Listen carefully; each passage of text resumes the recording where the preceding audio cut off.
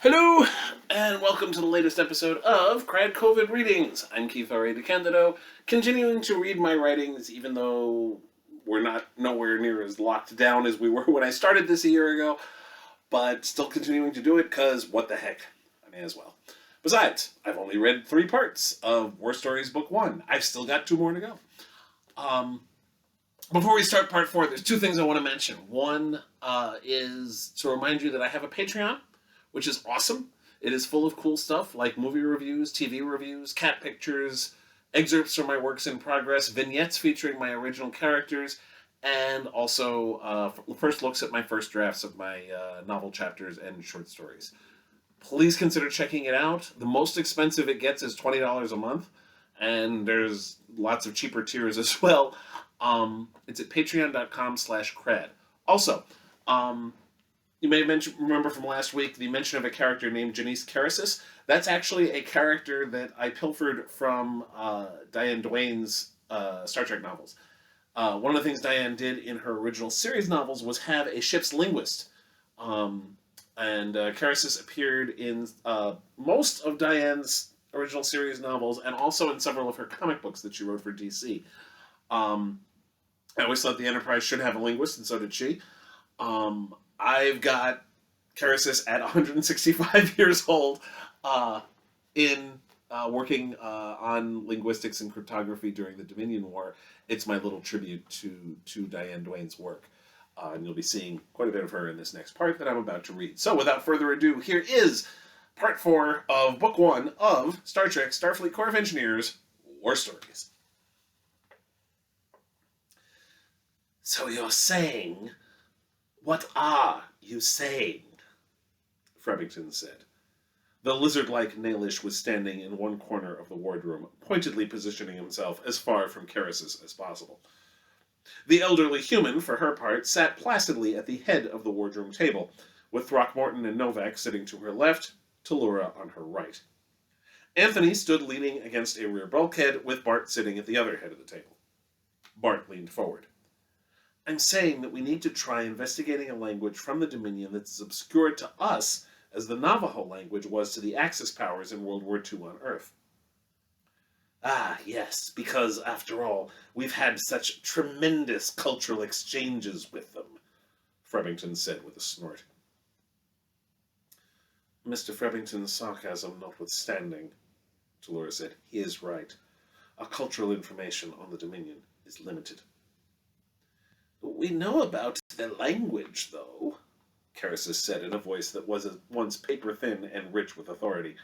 Bart had spent the last several weeks wondering if he'd be able to pull that off when he was that old. What do we possibly know about their language? Frebington asked sharply. Her tone now withering, Karasis said, quite a bit, if you actually have paid attention to the recorded conversations and discussions involving the Founders, the Vorta, and other Dominion members. Untranslated, of course. What good would that do? Novak asked, sounding confused. Throckmorton added, it's not like they'd use a language we're familiar with for their code. If they had, we'd have found it weeks ago, Frebington said, and I'm to be back on Nala where it's safe. Bart smiled a small smile. If you give Janice a chance, I'm sure she'll elaborate. Karasis smiled right back. Thank you, Bartholomew. Bart generally hated being called by his full first name, but he couldn't bring himself to be annoyed when Karasis did it. My point is that it can't be anything relating to the Founders or the Vorta in any case, because their actual language is too simplistic. The Founders didn't even have a concept of vocal speech until they encountered solids. They communicate with each other through that great link of theirs, and only use a very basic spoken language. It's the one they programmed into the Vorta and the Jem'Hadar as well. Makes them very easy to translate, which can be useful in diplomatic circumstances, though it makes for wretched poetry. Bart laughed. So did Novak and Throckmorton and Anthony. Frebington didn't. Neither did Tellura, but that was to be expected. In any event, Karasis said, that would explain why they haven't used a purely linguistic base for their codes prior to this. The people running this war have only the simplest of linguistics to go on. It makes sense that only now, when we've done such a fine job of breaking through their codes, that they're trying more esoteric methods. The old woman's breathing became more labored as she finished. If we're going to try this solution, we need to look to another member of the Dominion. Hadn't we already established that? Frebington asked snidely. Anthony, meanwhile, walked over to where Carasis was sitting. Are you all right? She nodded quickly. Yes, I'm fine. Just a bit too much there. As I suspected, Frebington said. Talking too much will get the best of her. Bart sighed. The problem is, we don't have any kind of cultural database on the Dominion member worlds. We can try to compare it to the ones we do have on some records from trips that ships made to the Gamma Quadrant, but I can't imagine they'd have used anyone that was visited by an Allied ship in the past. That doesn't mean we shouldn't investigate those languages, Novak said. Just to rule it out, Throckmorton added. Nodding, Bart said, You two handle that then. I think Deep Space Nine has complete records of all the Gamma Quadrant worlds that have been visited since the wormhole was discovered. It's a waste of time. Frebington started to walk toward the door. This is an utter waste of time. Anthony moved to block the door. You haven't been dismissed yet, Mr. Frebington. Commander, it's late. I'm tired, and I'm not in the mood for tiresome... I'm not terribly interested in what you're in the mood for, Mr. Frebington. Anthony spoke in a moderate tone, the picture of calm. We've all got a job to do here, and it's an important one. Lives depend on what this team accomplishes here, and by putting that uniform on, you have already committed to doing whatever is necessary to keep those lost lives to a minimum. So what you're in the mood for doesn't really enter into it. Now, you're not leaving until Mr. Faulwell or I dismiss you. Is that clear, Mr. Frebington? In direct contrast to the barking tones with which Duval had asked that last question 3 weeks earlier, Anthony was downright conversational, giving the words no more weight than if he were asking Frebington for a cup of coffee. Yet it was much more effective as the Nowlish turned tail, literally, and went back to where he'd been standing against the bulkhead. There is a possibility we have not considered, Tellura said. What's that? Bart asked, grateful to the Vulcan woman for changing the subject, or, rather, getting back to the original subject. It is true that the Federation has had comparatively limited contact with the Dominion, and that the Romulan and Klingon contact has been even less. However, there are other nations in the Alpha Quadrant. Novak chuckled. It's not like the Cardassians or the Breen are going to share their cultural databases with us. Tellura steepled her hands together, elbows resting on the wardroom table. I was referring to the Ferengi. That got everyone's attention. Bart noted that Anthony had a particularly wide-eyed look, as if he were disappointed himself for not thinking of it first. Frebington, of course, sounded more disappointed in Tellura. The Ferengi? If you were anyone else, I'd say you were joking. Insults are not necessary, Mr. Frebington, Tellura said primly. First contact with the Dominion was, in fact, made by the Ferengi Alliance, and they have made numerous trade agreements with a variety of Dominion races. It is quite possible that there are those in the Alliance who have the information we need. It's the most ridiculous thing I've ever heard, Frebington said. Is this what we've come to? Relying on the Ferengi? Grinning, Bart said, Oh, the Ferengi can be damn reliable. You just have to know how to acquire the information. Throckmorton frowned. I don't think Commander Duval would be able to requisition gold-pressed latinum for this. That won't be necessary, Anthony said. Bart couldn't help but notice the mischievous smile on his face. I think I can find out what we need. I'll need a couple of days to track down the daemon I'm thinking of. Novak shrugged. We'll need that long to go through what we have on the Dominion in any case. At least, Throckmorton said. All right, let's pursue this, Bart said. Meantime, the rest of us just keep doing what we've been doing. Just because this is a possibility doesn't mean it's the only one. We may get lucky. Dismissed. Frebington muttered, Lucky. That would be a first. War is full of firsts, Mr. Frebington, Anthony said with a grin. I'd say we're due for one.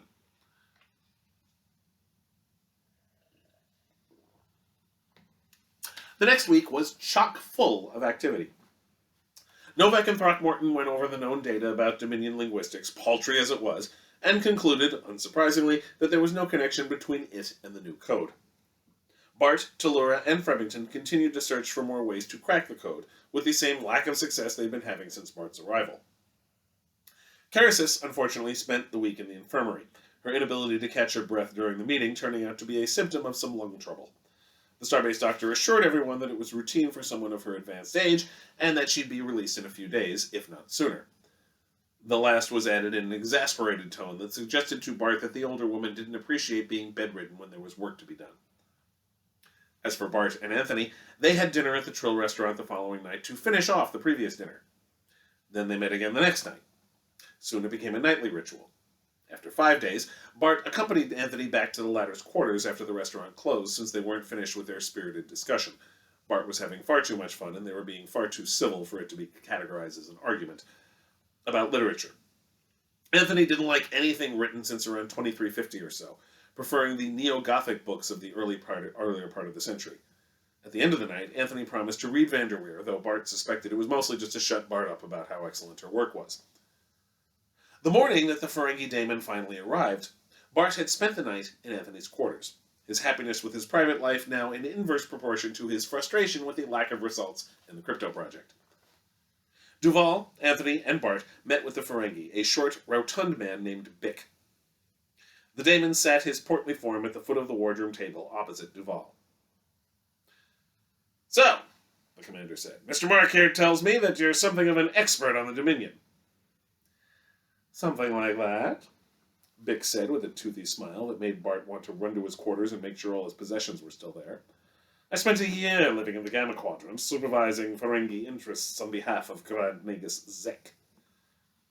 Anthony nodded in appreciation. That must have required a hefty bribe. "Several dozen, actually, but those have been recouped 1,000-fold. The Tullaberry wine business is quite profitable on that side of the wormhole. Not only that, but the person I had to give the most kickbacks to was later stripped of his standing by the Ferengi Commerce Authority, so now I keep even more profits. It's quite a tidy arrangement."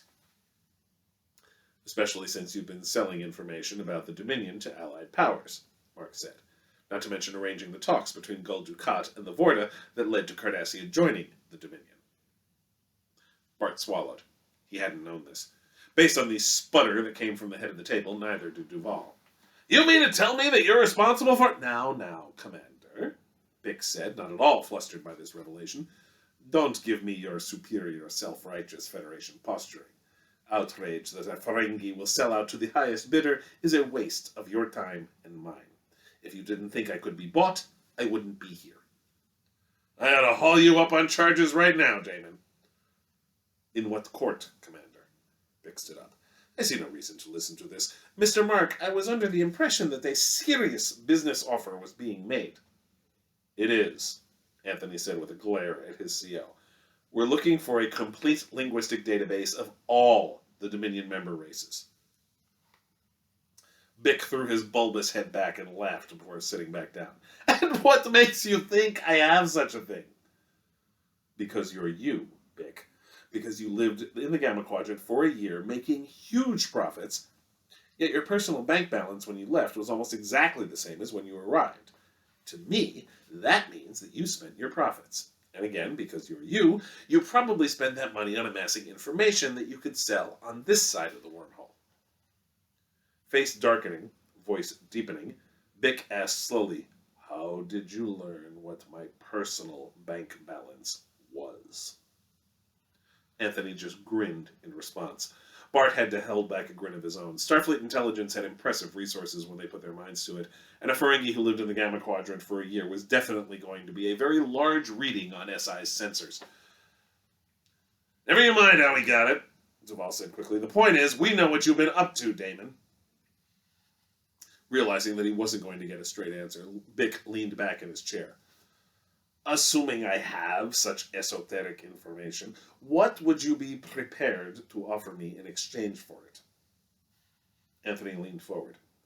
"You're familiar with the Breen energy-draining weapon, yes?" "Of course. And only the Klingons can defend against it, which is, by the way, a sad commentary on the state of this little war you're fighting. You'd have been better off entering a trade agreement like we did." "We're not profiteers, mister," Duval said. Bick shrugged. "Your loss, our gain." your gain, anyhow. Anthony smiled. We're developing a countermeasure against the Breen weapon. You can have access to all our research on, as if I'd need it. We're not at war, Mr. Mark. And to the method for countering the weapon once we have it. Anthony continued as if the Ferengi hadn't spoken. Duval stood up and fixed a furious glance on his adjutant. Are you out of your mind? Without looking at Duval, Anthony said, Starfleet Command has already signed off on this, sir. Damn it, we shouldn't be giving these big-eared cretins access to our military secrets? Bick smiled that unctuous smile again. Your commander has a point. Besides, don't kid yourself into thinking that the Dominion will stop with the Allies. If we lose this war, Ferengi independence won't be long for this galaxy. And you never know when you might need a defense against a Breen ship. A pudgy hand ran thoughtfully over the edge of Bick's right ear. Perhaps. He stood up. I will consult my copious files and see what I can provide. As soon as the Ferengi left, Anthony let out a long breath. That went better than expected. Yep. Bart turned to look at Commander Duval and was shocked to see that the station commander was smiling. It was a sight Bart hadn't seen in his month on the starbase and found it more than a little disconcerting. Good work, Mr. Mark, Duval continued. I think we've baited that particular fish, hook, lock, stock, and barrel. Wincing at the mixed metaphor, Bart said, You mean to say... Yes, it was an act, Mr. Faulwell. You don't really think Mr. Mark here would go over my head like that, do you? The thought had crossed my mind, Bart said dryly. Anthony chuckled. Bick likes the idea of being the cause of some kind of rift between Starfleet officers, especially if I'm one of them. He and I have, well, a history. That's how I know he's got what we need. He's an information pusher, and this is exactly the sort of thing he'd have access to. I just hope it pans out. We're still taking a stab in the dark with this whole idea. It could wind up being nothing. Bart let out a long breath. I'd hate for us to give away important military stuff for nothing. Duval shrugged. It's not like we wouldn't have shared the data with the Ferengi if they asked. But they wouldn't ask, Anthony added. They'd assume they'd have to pay for it. So we might as well oblige them. Well, good work, Bart said with a grin. Glad we have your approval, Mr. Faulwell, Duval said slightly. Now, if you'll excuse me, I have actual work to do. There's a war on, you know. I've heard that, Bart said with a straight face. Duval ignored the crack and left the wardroom, leaving Anthony and Bart alone.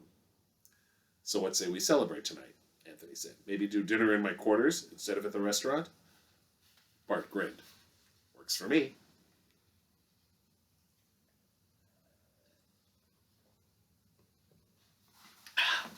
Damon Bick returned the following day with a complete linguistic database of Gamma Quadrant aliens known to the Dominion, and known to non-affiliated people such as the Dosai and the Wadi, and Anthony provided him with all the data from Starfleet headquarters on their progress in combating the Breen weapon, with the promise of more to come. The morning's dispatches had told of a Jem'Hadar ship outfitted with the energy-dampening weapon that had been captured by rebel Cardassians and brought to Deep Space Nine. Studying the weapon itself would no doubt provide the breakthrough needed. Bick seemed very pleased with this news, though he was not so thrilled with this transaction as Bart might have expected. He's just cranky because we were able to learn his personal bank balance, Anthony said in bed that night when Bart broached the subject. That's the functional equivalent of peeking into his bedroom, but he'll get over it. A day later, Bart sat in the Starbase lounge, drinking a cup of coffee, rereading an old Vanderweer, and lamenting the Starbase's inability to do a proper French roast when his comm badge sounded with the papery voice of Janice Carasis, newly released from the infirmary. Bartholomew, you need to come to the lab right now. Tapping his comm badge, Bart said, What is it, Janice? Pay dirt. Grinning, Bart left his coffee unfinished and went straight for the lab where the rest of the team was waiting. We found our Navajo, Carasis said as soon as the doors closed behind Bart. It even follows the same pattern. Bart frowned. What do you mean? There's a small tribe of aboriginal types on the Karma homeworld. They live on a small island in the middle of one of their oceans. They don't care about technology or... Carasis interrupted herself with a coughing fit. Novak took over as Carasis reached into her tunic to retrieve her medication. They have a ridiculously complex language. The UT can't make heads or tails of it, but it's a perfect match for the new codes. All we've got to do is build a translation matrix. All we've got to do? Frevington said irritably. The universal translator insists that it's random noise. I'm not completely convinced that it isn't random noise, and the Ferengi cheated us. Even the UT isn't perfect, Throckmorton said. Hell, it sometimes still has problems with the Klingon language. Frevington made a disparaging noise. That's not evidence of anything. The Klingon language really is random noise. Let's get to it, people, Bart said quickly before another argument erupted. He and Anthony exchanged a quick glance. Finally, it looked like they were on the right track.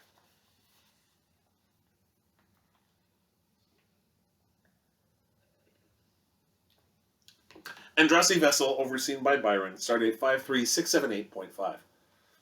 According to the remainder of the logs the Uridian provided, Faulwell's team was able to build a translation matrix for the language and decode the Dominion transmissions. It required manually adding a subroutine to all the universal translator devices, which struck Byron as inefficient. Andrassy computers were equipped with dimensional enhancers to allow such upgrades to be formed instantaneously on all equipment.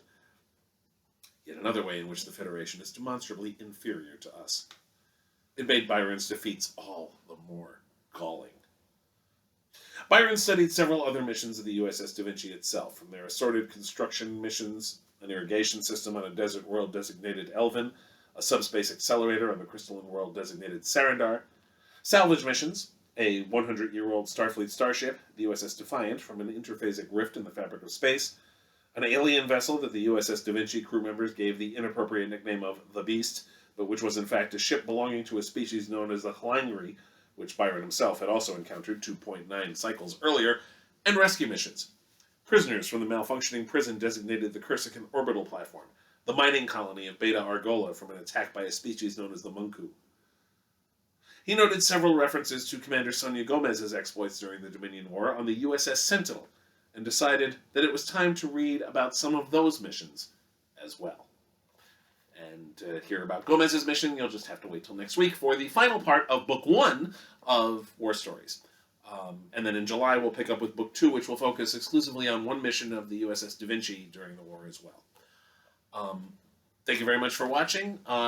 Again, check me out online at decandido.net. Read my blog at decandido.wordpress.com, and check out my Patreon that I mentioned at the top of the video, patreon.com/KRAD. Thank you very much. Please stay safe.